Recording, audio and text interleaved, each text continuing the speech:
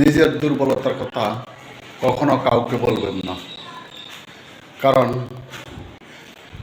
দুর্বলতা নিয়ে মানুষের সুযোগের অপেক্ষায় নেই। সুযোগ বুঝেই আপনাকে ব্যবহার করবে। দুর্বলতার কথা কাউকে বলা ঠিক না, সে বন্ধু বান্ধব বান্ধবী হোক। একবার যদি কারো কাছে অবহেলিত হও, দ্বিতীয়বার তার কাছে যেও না, কারণ তোমারও একটা মান সম্মান আছে, কারণ তার কাছে ছোট হয়েও না। যখন প্রেম করতাম তখন ভালোবাসি কথা বলার মানুষের অভাব ছিল না। এখন ভালো হয়ে গেছি, কেউ আর ভালোবাসি এই কথাটি বলে না।